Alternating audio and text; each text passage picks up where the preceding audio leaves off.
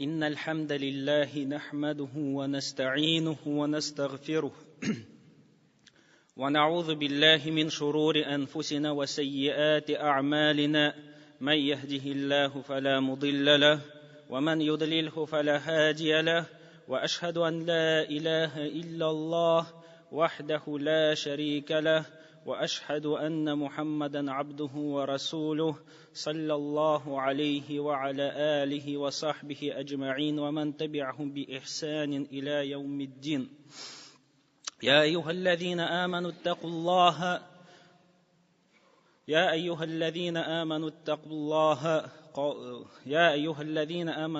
الله وقولوا قولا سديدا يصلح لكم أعمالكم ويغفر لكم ذنوبكم ومن يطع الله ورسوله فقد فاز فوزا عظيما. يا أيها الذين آمنوا اتقوا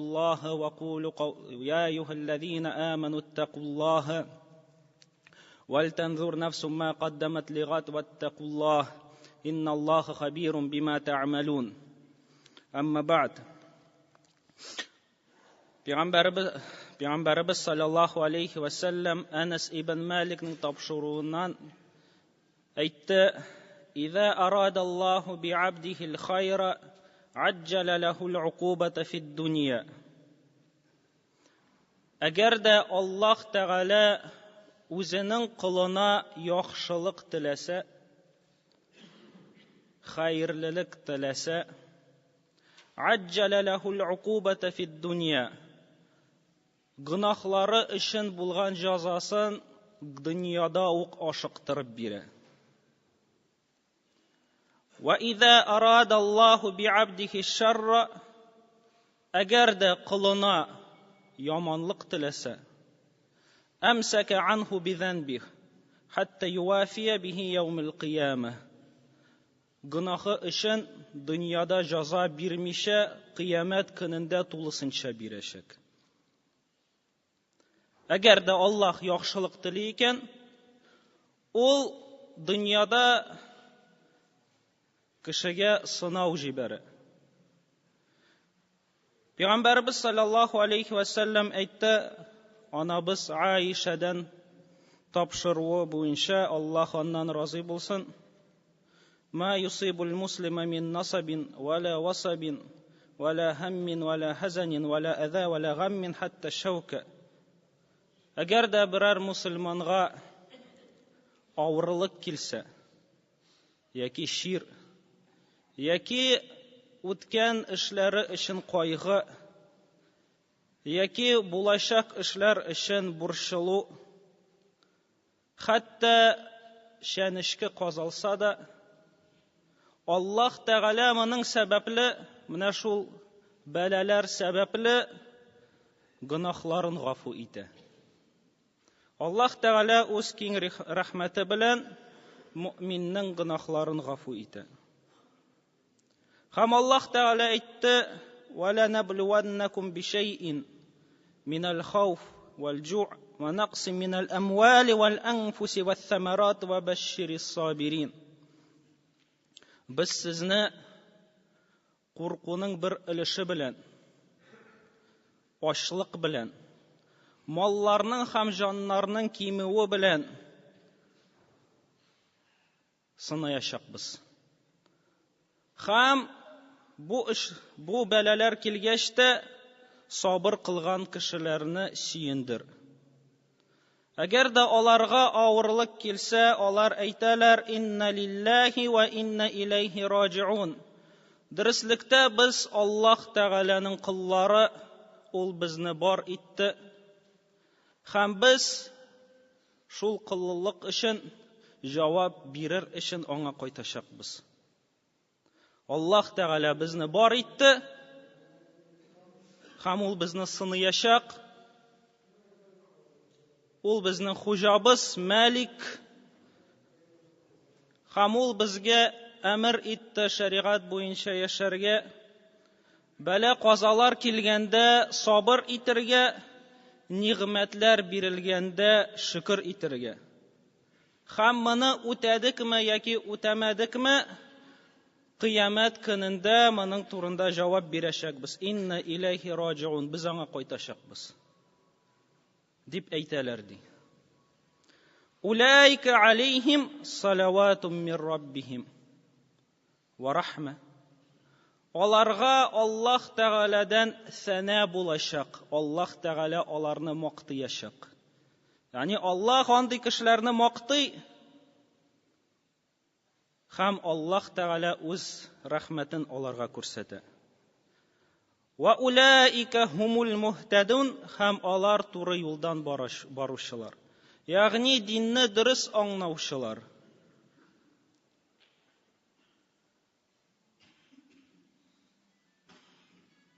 Шулай ук Уқба ибн Амир исемле сахабадан килә, Аллаһ оннан разый булсын, Пәйгамбәрбез саллаллаху алейхи ва саллям әйтте: әгәр дә Аллаһ Тәгаләнең берәр кылына дөньядан гынахларына карамастан дөньяны бирүен күрсәң,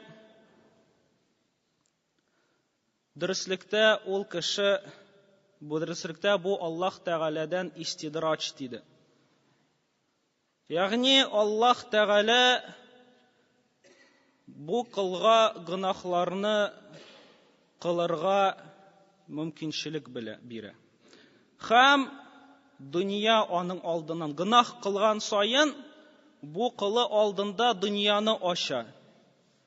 Кыл тагын да күбрәк Аллаһ Тәгаләне онытып гынахлар кылсын өчен. Менә шуны сахабалар бик нык куркалар иде, истидрач. Һәм Пәйгамбәрбез саллаллаху алейхи ва саллям бу сүзләрен әйткәч тә аят укыды. فَلَمَّا نَسُوا مَا ذُكِّرُوا بِهِ فَتَحْنَا عَلَيْهِمْ أَبْوَابَ كُلِّ شَيْءٍ. Кашан алар шәригатьне калдырдылар. Шәригатьне калдыргач, аның буенча яшәргә теләмәүләрен белдерткәч, без аларга һәрбер нәрсәнең ишеген ачтык. Тагын да гынахларына батсыннар өчен. Һәм алар моңар сөенгәч тә без аларны кинәт алдык җаннарын. Ди Аллаһ Тәгалә. Ягъни кеше әгәр дә гынахларны кылгач та үзен иминлектә күрә икән, бу ишракта Аллаһ Тәгаләдән тагын да күбрәк гафу итүне һәм әл-афияне, сәламәтлекне сорарга тиеш. Менә шул истидрачтан куркырга тиеш ул. Һәм Әл-Аббас ибн Абдул-Мутталиб, Пәйгамбәрбез саллаллаху алейхи ва саллямның абыйсы. Пәйгамбәрбез саллаллаху алейхи ва саллямга ул әти кебек булды. Һәм Пәйгамбәрбез аны ярата иде. Һәм менә бу әти дәрәҗәсендә булган кеше аның янына килә һәм әйтә: «Аллимни шай'ан ас'алухуллаһ». Дуга ирәт миңа Аллаһ Тәгаләдән сорар өчен.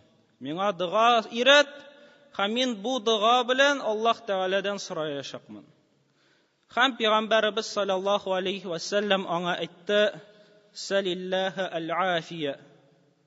Аллаһ Тәгаләдән иминлек сора. Аллаһ Тәгаләдән иминлек сора. Иминлек дөнья эшләрендә, иминлек тәнеңдә, иминлек динеңдә. Һәм сораган саен, менә бу Әл-Аббас ибн Абдул-Мутталиб Пәйгамбәрбездән сораган саен, Пәйгамбәрбез гел аңа шул ук сүзне әйтә иде. Һәм бер вакытны сорамыйча торгач та, ул тагын килде һәм әйтте: «Я Аллаһның илчесе, дуга ирәт миңа». Һәм Пәйгамбәрбез саллаллаху алейхи ва саллям әйтте: «Я Аббас, Пәйгамбәр Аллаһның илчесенең абыйсы Аллаһ Тәгаләдән дөньяда да ахирәттә иминлек сора» диде. Ягъни берничә тапкыр кабатлады. Кеше бу дөньяда иминлеккә омтылырга тиеш. Һәм Аллаһтан моны сорарга тиеш. Пәйгамбәрбез саллаллаху алейхи ва саллям иртән торгач та сорый иде иминлекне. Кич җиткәч тә иминлекне сорый иде. Намазлардан соң да иминлекне сорый иде. Һәм сахабаларына куша иде аль-афва, гафу итүне, һәм Аллаһ Тәгаләдән иминлекне сорарга. Әйе, Аллаһ Тәгалә дидек, яхшылык теләсә, аңа җәзаны бу дөньяда ук бирә. Ләкин кеше Аллаһ Тәгаләнең җәзасына омтылырга тиеш түгел. Аллаһ Тәгаләдән җәзаны сорарга тиеш түгел. Ул киресенчә, бу дөньяда да, ахирәттә дә иминлекне сорарга тиеш. Бу дөньяда иминлектә яшәп, ахирәттә дә иминлектә дәвам итүне сорарга тиеш. Бер вакытны Пәйгамбәрбез саллаллаһу алейхи ва саллям ширле кешеләр яныннан үтте. Ягъни бер җәмәгать һәм һәрберсенә шир килде. Бу Абдулла ибн Умар исемле сахабадан, Аллаһ аннан һәм әтисеннән разый булсын, тапшырыла. Һәм Пәйгамбәрбез саллаллаһу алейхи ва саллям әйтте: Алар Аллаһ Тәгаләдән иминлекне сорамадылармыни? Аллаһ Тәгаләдән иминлекне сорамадылармыни дип, аларның менә бу ширләренә инкар кылды. Ачуланды. Ягъни Аллаһ Тәгалә белдерткәнчә аңа, ул аңлады, бу кешеләр иминлеккә омтылмадылар. Бу кешеләр Аллаһ Тәгаләдән сорамадылар. Сәбәпләрен эшләмәделәр. Шуңар Пәйгамбәрбез саллаллаһу алейхи ва саллям ачуланды. Һәм әйтте: ни өчен бу кешеләр Аллаһ Тәгаләдән иминлекне сорамадылар?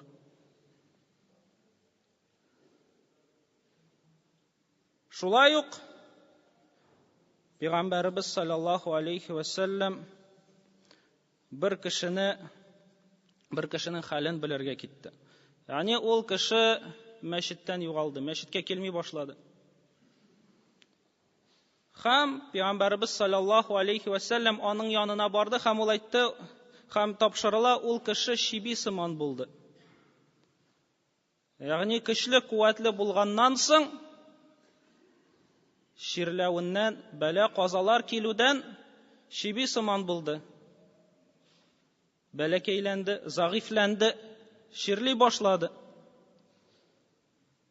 Һәм Пәйгамбәрбез саллаллаһу алейхи ва саллям аннан сорады: син Раббыңнан иминлекне сорамадыңмыни? Һәм ул әйтте: юк, мин шулай итеп дуа кыла идем. Я Аллаһ, әгәр дә мине ахирәттә газапларга булсаң, газапны дөньяда ук бир, ахирәткә калдырмыйча. Һәм Пәйгамбәрбез саллаллаһу алейхи ва саллям аны ачуланып әйтте: Аллаһ Тәгалә сиңа бу дөньяда ук ахирәттәге газапны бирсә, синең көчең җитмәс, диде. Көчең җитмәс күтәрергә моны. Чөнки Аллаһ Тәгалә яфу ан кәсир, күп нәрсәне, күп хаталарыбызны, күп гынахларыбызны гафу итә. Нәтиҗәсез калдыра. Кайбер гынахлар өчен җәза бирә. Моның турында Аллаһ Тәгалә Рум сүрәсенең 41-нче аятында әйтә: "Захарал фасаду фил барри вал бахр". Җир өстендә ширләр, сугышлар, бәлаләр таралды, бузыклык таралды. Җир өстендә бузыклык таралды, шир таралды, сугышлар таралды, талау таралды, үтерү таралды. Бима кәсәбәт әйдиннәс. Кешеләр үз куллары белән кәсеп иткән гынахлар сәбәпле. Ни өчен таралды? Кешеләр үз куллары белән кәсеп иткән гамәлләр өчен. Гамәлләре сәбәпле. Һәм Аллаһ Тәгалә аларга бу бәла казаларны бирде. Ни өчен? Лиюзиқахум ба'да аллази амилу. Алар кайбер гынахларын татысыннар өчен, кайбер гынахларының нәтиҗәсен татысыннар өчен, ни өчен? Ләалләһум ярҗиун, бәлки алар тәүбә кылып, хаталарын танып, кире Аллаһ Тәгаләгә кайтачаклар. Аллаһ Тәгаләгә тәүбә кылачаклар, гынахлары өчен гафу сораячаклар һәм төзәләчәкләр. Ягъни Аллаһ Тәгалә җәзаны бу дөньяда бөтен гынахлар өчен бирми. Аллаһ Тәгалә күп нәрсәне гафу итә, күп нәрсәне кичерә. Һәм без тагын да сорарга тиешбез. Аллаһ Тәгаләдән кичерүне, Аллаһ Тәгаләдән иминлекне сорарга тиешбез. Иртәнге намазлардан соң, икенде намазлардан соң, тәһаҗҗүдләргә торганда. Һәм Пәйгамбәрбез саллаллаһу алейхи ва саллям менә бу шиби хәленә җиткән кешегә әйтте: Аллаһ Тәгаләдән Раббана атина фид дунья хасана ва фил ахирати хасана ва кина азабан нар дип дуа кылсаң хәерлерәк булыр иде, диде. Я Раббым, безгә бу дөньяда да яхшылыкны бир. Ягъни гынахларыбызның кичерүен, иминлекне, сугыш булмауны, кеше үтермәүне, кешеләрне талаумауны, иминлек җәмгыятебездә хәсәнә, иминлек тәннәребездә, иминлек динебездә, ва фил ахира, һәм ахирәттә хәсәнә. Һәм ахирәттә безнең хәлләребезне яхшы кыл. Ва кина азабан нар, һәм безне ут газабыннан сакла. Һәм безне ут газабыннан сакла. Һәм Суфьян ас-Саури әйтә иде: Нахну ла нахафу ал-бала. Без бәла килүдән курыкмыйбыз, диде. Без сабыр итәбез. Мөэминнәр кебек кичерәбез бу баланы. Ләкин без куркабыз бәла килгәч тә бездән ашу чыгу, зарлану чыгуыннан. Кеше бәла каза килгәч, ашу чыга башлый бүтән кешеләргә. Бүтән кешеләрне рәнҗетә башлый, кычкыра башлый, зарлана башлый. Ягъни бәладән курыкмыйбыз, диде. Ләкин менә шул бәла килгән кешеләрдән чыккан эшләрдән куркабыз. Аннары соң бу сүзләрне әйткәч, Аллаһ белән ант итәм, диде. Һәм бәла килсә, мин белмим, миннән нинди эшләр чыгачагын. Ничек итеп мин зарланачакмын? Бәлки мин күфрлек сүзен дә әйтә алачакмын, сизмичә. Әйе, кайбер очракта кайбер кешеләр бәла каза килгәч, хәтта күфрлек сүзләрен әйтә алалар. Ул аны сизми, аңламый әйткән сүзләрен. Чөнки бәла килгәч, сабыр итмәгән кешенең аңы югала. Аңламый башлый әйткән сүзләрен, эшләгән эшләрен. Һәм бәлки күфрлек сүзен дә әйтә ала. Шуңар сахабалар, шуңар алардан соң килгән табигиннар, галимнар Аллаһ Тәгаләдән гел иминлекне сорыйлар иде. Һәм Аллаһ Тәгаләдән гынахларны кичерүне сорыйлар иде.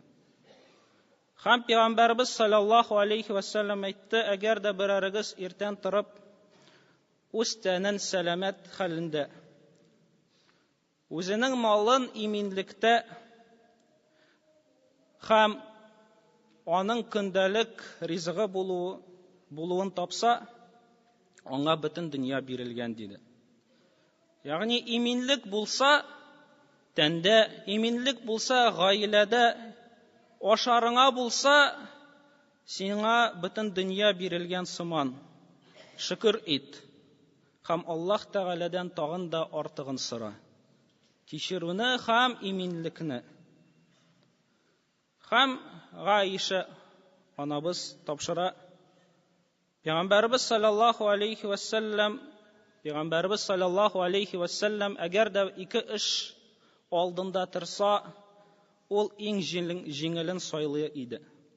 Мисал итеп, Пәйгамбәрбез саллаллаһу алейхи ва саллям Хайбарға баргач, аның белән 1500-гә якын сахабасы булды. Һәм алар Мәккәгә киреп гумра кылырга теләделәр. Ләкин Мәккә мушриклары кертмәделәр аларны. Мәккә мушриклары кертмәде аларны. Һәм Пәйгамбәрбез саллаллаһу алейхи ва саллям алар белән сулх төзеде. Ягъни Пәйгамбәрбез саллаллаһу алейхи ва саллям ике эш алдында басты. Мәккәгә сугыш белән кирергә һәм күп сахабаларын югалтырга, яки инде сулх төзергә. Һәм Пәйгамбәрбез саллаллаһу алейхи ва саллям җиңелрәген сайлады. Сугышсыз киләсе елга кирергә. Бу елны сугышмыйча киләсе елга сугышсыз кируне сайлады. Һәм һәрбер дөнья эшендә ул иң җиңеллеген сайлый иде. Һәм мусламанга да шулай кирәк. Ләкин бер шарт белән: "Фаин кана исман кана аб'ада ан-наси минху". Ягъни әгәр дә җиңелрәк юлда гынах булса, гынахлы булса, шәригатькә туры килмәсә, ул аннан иң ерак кеше иде. Иң ерак иде.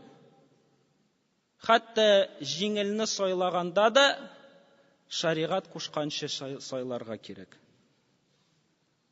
Һәм Пәйгамбәрбез саллаллаһу алейхи ва саллям шулай ук бер кашан да үзе өчен үч алмый иде.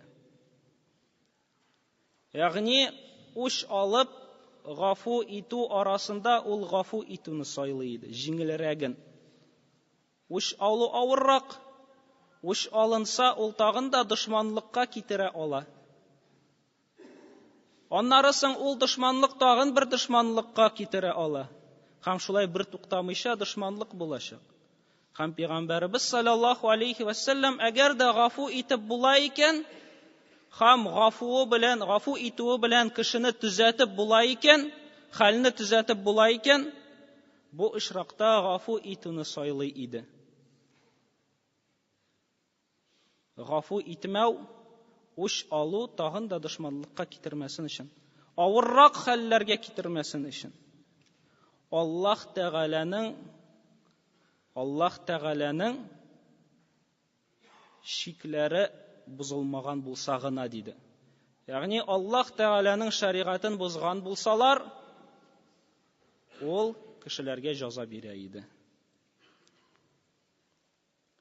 Һәм кеше Аллаһ Тәгаләдән иминлекне һәм гафу итүне сорарга гына түгел, бәлки сәбәпләрен эшләргә дә тиеш. Чөнки шин тәвәккәллек Аллаһ Тәгаләгә ул сәбәп эшләп Аллаһ Тәгаләгә эшләреңне тапшырудан тора. Ике нәрсәдән. Әгәр дә кеше Аллаһ Тәгаләдән сорый һәм сәбәпләрен эшләми икән, Аллаһ Тәгалә биргән, җиңелләйткән сәбәпләрне эшләми икән, бу ишракта ул дөрес тәвәккәл кылмый. Бәлки кайбер ишракларда гынахлы да була ала. Пәйгамбәрбез саллаллаһу алейхи ва саллям әйтте: "Дошманнар белән очрашуга омтылмагыз. Аллаһ Тәгаләдән ал-афия сорагыз." Шулай ук Усама ибн Шарик исемле сахабадан, Аллаһ аннан разый булсын, әйтте: Бер шүлдән кеше килде Пәйгамбәрбез саллаллаһу алейхи ва саллямнан һәм әйтте: "Я Аллаһның илчесе, без ширләгәч тә безгә даваланыргамы? Яки Аллаһ Тәгаләгә тәвәккәлләп калыргамы?" Һәм Пәйгамбәрбез саллаллаһу алейхи ва саллям әйтте: "Әйе, Аллаһның куллары, даваланыгыз. Аллаһ Тәгалә җир өстенә шир индергән булса, шул шир өчен дава индергән була. Бер ширдән башка диде. Һәм нәрсә соң ул дигәч тә, Пәйгамбәрбез саллаллаһу алейхи ва саллям картлык диде. Картлык диде. Ягъни үлемгә китерә торган картлык, аннан дава юк. Аннан башка булган ширләрдән һәрберсеннән дава бар. Шуңар кеше Аллаһ Тәгаләдән иминлекне, тәнендә сәламәтлекне сорарга тиеш, ләкин шуның белән дә кешеләр белгән сәбәпләрне эшләргә тиеш. أقول قولي هذا وأستغفر الله لي وللمؤمنين وللمؤمنات